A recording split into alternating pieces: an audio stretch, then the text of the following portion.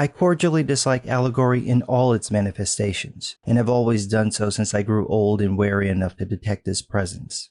I much prefer history, true or feigned, with its varied applicability to the thoughts and experiences of readers. I think that many confuse applicability with allegory, but the one resides in the freedom of the reader, in the other, in the purpose domination of the author.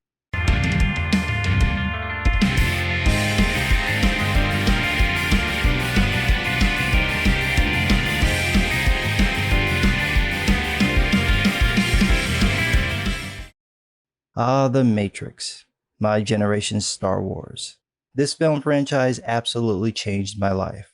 There's literally the point before The Matrix and then after The Matrix.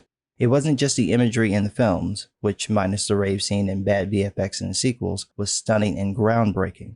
It wasn't just the world building, the layers upon layers of connections to concepts within the real world, like folklore, leet speak, and tons of internal slang. It was also the subtext, philosophy, and religions that lay behind this kooky story about machines turning humans into living batteries because reasons.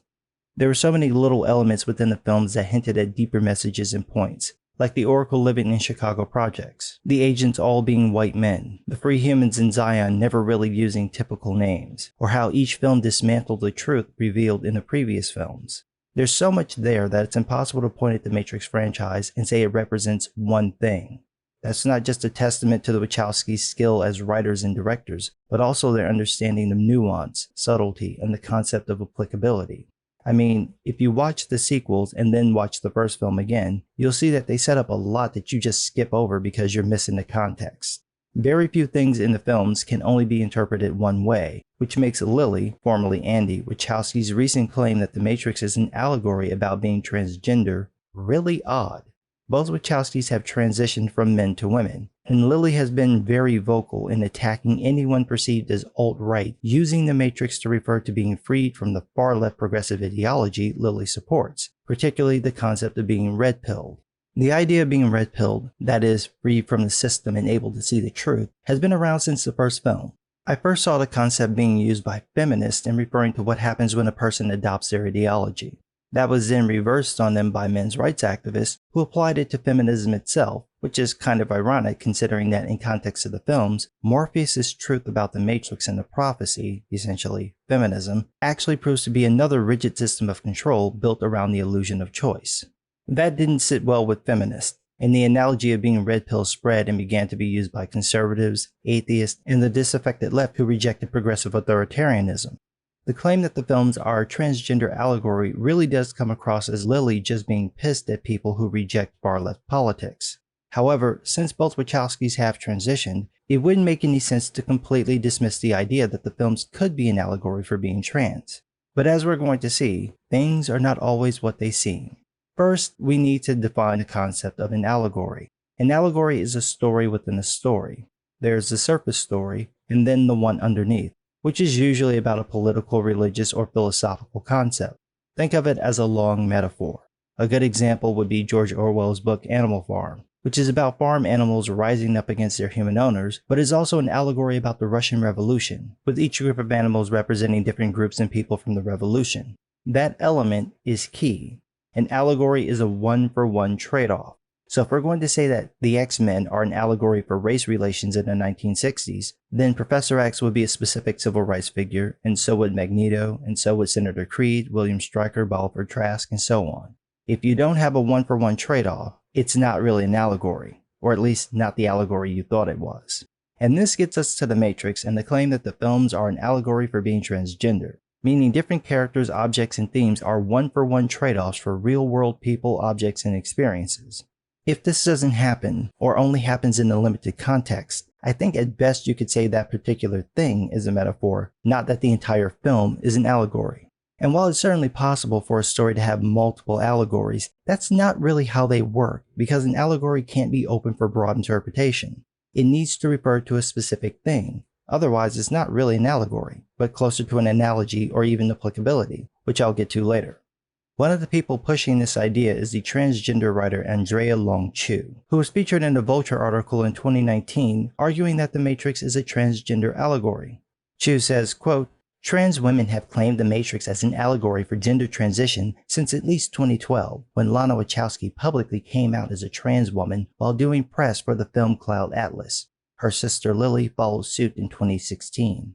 The symbolism is easy to find. Thomas Anderson's double life. He's a hacker by night.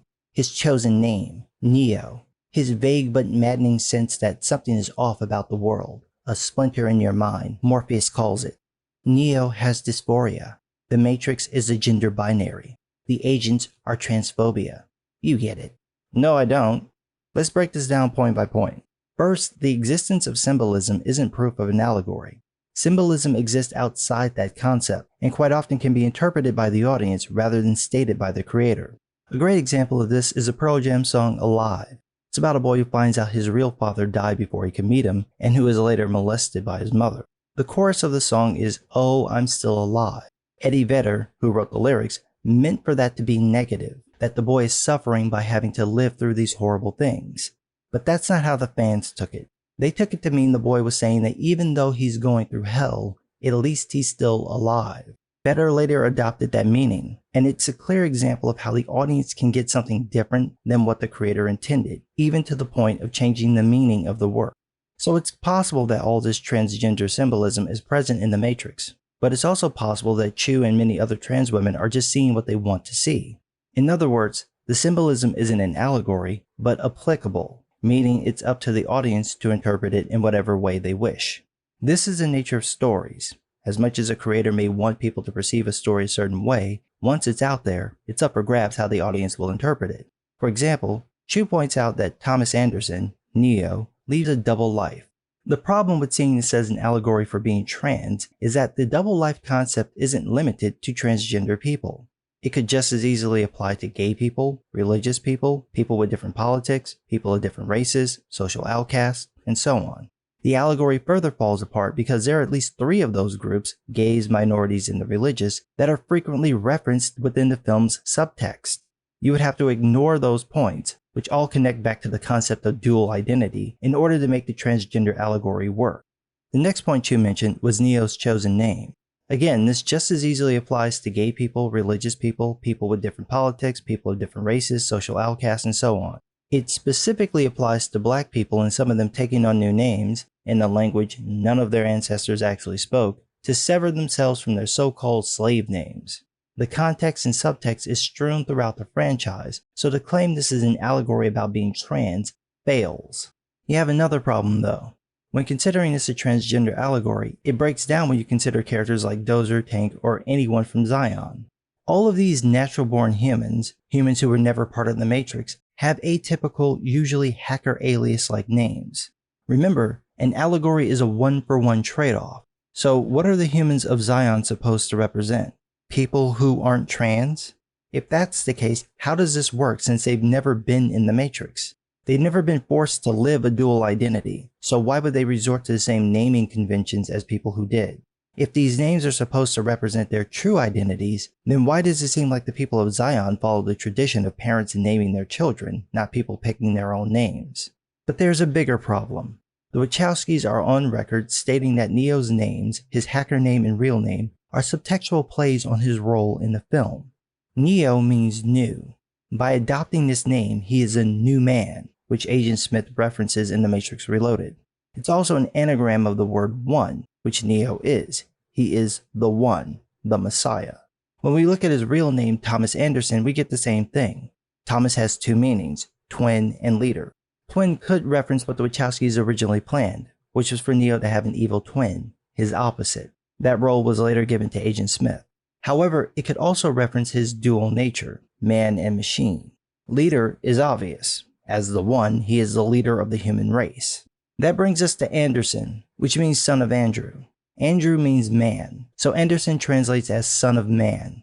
This is a reference to biblical concepts. Son of man in Judaism is used to contrast humans from God, which could reference Neo's role as the embodiment of humanity or humanity's will. It's also used in Christianity to reference the role of the Messiah.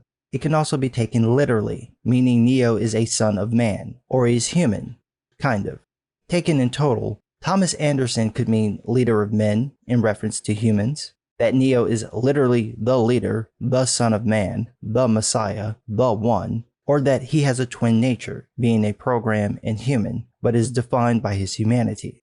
All this subtext is present in all three films. In order for Neo's dual names to be an allegory for being trans, none of that subtext can be true because none of it applies at all to being transgender. Next, Chu says that Neo's sense that something's off about the world is a reference to being trans, but that doesn't work because transgender people don't think that there's something off about the world, but that there's something off about themselves. It's not the world that is wrong, but that their body and or mind is wrong. Based on that alone, the allegory doesn't work, but when we look at it further, the allegory seems inverted. I think the best way to explain this is to use the concept the Wachowskis weren't allowed to use by the studio. They originally wrote the character Switch to be a man in the real world, but a woman in the Matrix. If we're following the logic of the Matrix, then the way you look in the Matrix is how you want to perceive yourself. It's your ideal image. In the real world, you're the real you, with all your flaws. We're shown this when Neo is freed and jacks back into the Matrix. In the real world, he's bald and has plugs all over his body. But in the Matrix, he is his ideal self. Full head of hair, no plugs. The same applies to other people who jack in. They become the ideal forms of themselves. This really amps up for Neo in the sequels with his completely new design referencing his role as a One. So in context, this would mean that Switch is really a man, but perceives himself as female, and so appears like that in the Matrix. But if that's the case, then the Matrix identity would be the real identity, meaning that a person's identity while in Zion is the false identity. Now remember, allegories are one-for-one trade-offs. They must follow the logic of the thing they're referencing. So in this case, the Matrix identity would be the transgender identity because their bodies would reflect their mental image of themselves. But the Matrix is a false reality from which they want to be freed. In the real world, they only have one body, and they're trapped in it. That's a complete reversal of the way that transgender people perceive themselves. I'm pretty sure that's not what Chu meant to argue, but this is the logical conclusion to that argument. Chu goes on to say that Neo has dysphoria, but that's not the case at all in the film. Neo never questions his identity in terms of being free from the Matrix and learning the truth. He's horrified to find out that humans are used as batteries, but basically accepts that he can't get back into the Matrix, that he can't reclaim his old life, and he doesn't want to. Where Neo does have an identity crisis is in his role as the One. He rejects it. He doesn't believe he's this Messiah. In the film, this goes back to his nature, that he rejects the concept of fate, which is a result of him being the embodiment of all of humanity's choice. People will only accept the programming of the Matrix if they think they can get free of it, even if they're only aware of that ability to choose on a subconscious level. However, that pent-up need to choose must go somewhere, and that's the role of the One. None of that at all ever fits into the allegory about being trans. It just doesn't work. Oddly enough, the role of the One is placed on him by the people who freed him from the Matrix. So if you were trying to claim this fits, you would then have to claim that learning the truth imposes another system of control on you, another imposed identity. Now, I would agree that this is exactly what the religion of progressivism that guides modern transgender activism does, but that's not what Chu argues, so there's a problem.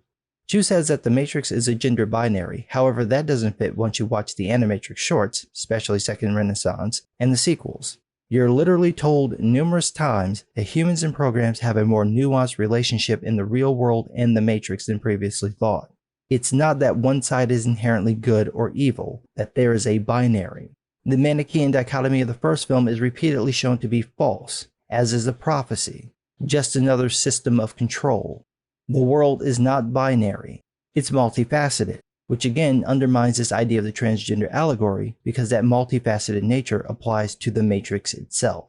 Chu wraps up with the claim that the agents are transphobia, but that doesn't work either because the agents are just tools of the system. Outside of Agent Smith, they don't harbor any fear or hatred of humans. They're literally just doing what they're told to do without any thought behind it. That's not how bias or bigotry works. This claim that the Matrix is an allegory for being transgender is falling apart, and this is only the first paragraph. The easiest way to resolve this is to say that the Matrix is at least an allegory about oppression. So you can plug in your group as the oppressed and whomever you think are your oppressors and run with it, and watch it fall apart when you get to Second Renaissance and find out that your oppressors are actually oppressed by you, and they're just reflecting it back on you. And when you get to Reloaded and Revolutions, find out that the truth you think you know is just another system of control, and that the oppressors are as if not more oppressed than you. Or you can just consider the story applicable, as Tolkien would say, and interpret it in pieces in whatever way you see fit. That seems like the easiest thing to do and more accurate to what the Wachowskis actually intended based on what they've stated over the last 20 years and what's actually in the films. Otherwise, you're going to end up pulling at straws like Chew. Quote, "And then there's the red pill itself, less a metaphor for hormone therapy than a literal hormone. Many have pointed out online that back in the 90s, prescription estrogen was in fact red. The 0.625 milligram Premarin tablet, derived in matrix-like fashion from the urine of pregnant mares, came in smooth, chocolatey maroon. Twitter users now gleefully brandish this fact as a well-actually-style rejoinder to the alt-right's recent co-optation of the red pill scene as a parable for awakening from feminist brainwashing. Except Total Recall had a red pill that people took to free themselves from a false reality. That movie came out 9 years before The Matrix, and it's very likely that the Wachowskis saw it given their love of science fiction. So, what's more likely? That two people known for borrowing elements from other films borrowed the concept from Total Recall, or that this is some elaborate reference to taking estrogen while pretending no other pills in the world are red? After attacking men again for rejecting feminism, Chu goes on to undermine the very premise of the article. Quote, "For to exit the matrix is not to know the truth, but to discover the poverty of knowledge.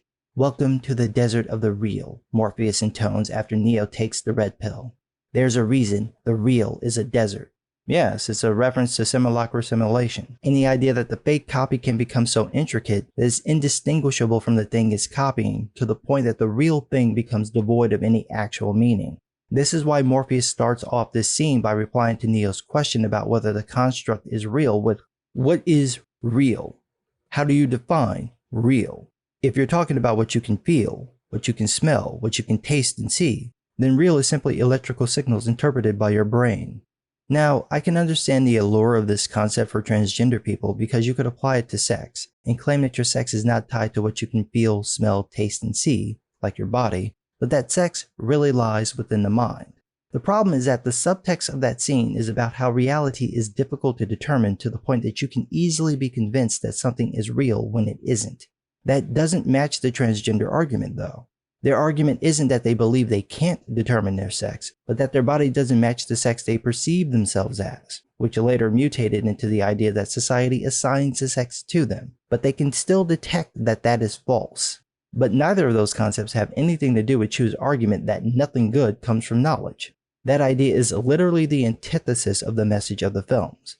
But Chu says, quote, "What good is the truth if nothing grows there?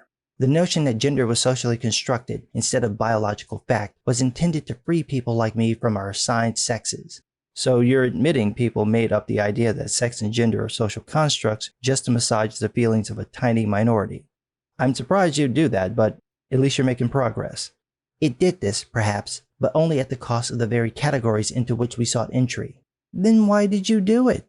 Why would you construct a ridiculous theory that claims on one hand that people can be born the wrong sex, but on the other that there's no such thing as sex? Why would you put forth the idea that your gender is an innate behavioral trait and then argue that it's fluid and technically a social fabrication? You did that to yourselves.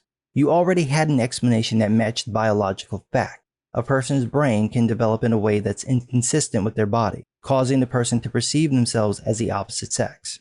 There's even a term for it, gender identity disorder, or now gender dysphoria. But no, that's too simple. Instead, you want to do things like this, quote, "As a good feminist, I know that there's no such thing as a woman. As a woman, I resent this." Listen up, Coppertop. One, that makes no goddamn sense. You can't argue that something doesn't exist and then claim you're the thing you just said doesn't exist. I'm an atheist. I don't believe in the supernatural. I can't turn around and then claim I'm God or a ghost or a werewolf. I can't have it both ways, and neither can you. Two, you're a trans woman. That means you're a biological man, therefore you're not a woman. I mean, you've got my pity because that's one hell of a double whammy, with the worst part being of your own making. And that gives this article and Lily's comments some context because it sounds more like someone struggling with their identity and trying to find something that makes them feel whole, and the Matrix does that. It can give a person a sense of meaning for these confusing aspects of their life. But it doesn't just do that for trans people. So to claim, as Lily does, that what's clearly a mishmash of different political, philosophical, and religious themes was really just about being transgender destroys the beauty of what Lana and Lily created. It's also a slap in the face to the other people who feel marginalized and took meaning and solace from the films and interpreted them as relating to their experiences. To claim ownership of those thematic elements and try to reduce them down to one thing in order to spite people you don't like is a really cruel and selfish thing to do. You don't get to erase some awkward boy's interpretation of the Matrix as an explanation for why he doesn't fit in, or some black girl's interpretation of the films as a metaphor for being a minority, or some Christian's interpretation of the film as a means of understanding his faith. Even if all of them are wrong, and the Matrix really is some poorly executed transgender allegory, which it doesn't appear to be, you don't get to destroy the meaning of the films for other people. Mark Hamill's response when a fan asked if Luke Skywalker was gay wasn't to say, "Did you watch the films? Obviously he ain't gay, what are you talking about?" No, he said, quote, "If you think Luke is gay, of course he is. You should not be ashamed of it. Judge Luke by his character, not by who he loves." That is the power of fiction. That is the purpose it's meant to serve. Not to find something that's popular and try to own it to shut out other people, but to use it to bring people together. That's what The Matrix has done for 20 years. And if people like Lily Wachowski and Andrea Long Chu stop interfering, that's what it'll continue to do. But what do I know? I'm just some guy.